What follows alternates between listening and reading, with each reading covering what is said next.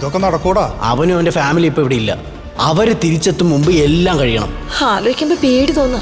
നിങ്ങൾ അവളെയും കൊണ്ട് ആ അമ്പലത്തിൽ വന്നാ മതി. സുധീഷിന് പേടിയുണ്ടോ? കവിളിലൊരു കമ്പി തറയ്ക്കൊന്നല്ലേ ഉള്ളൂ. ഞാനത് സഹിച്ചോളാം. അളിയാ റെഡിയല്ലേ? എന്റെ മുമ്പിൽ വെല്ലുവിളിച്ചിട്ടാ അവൻ പോയത്.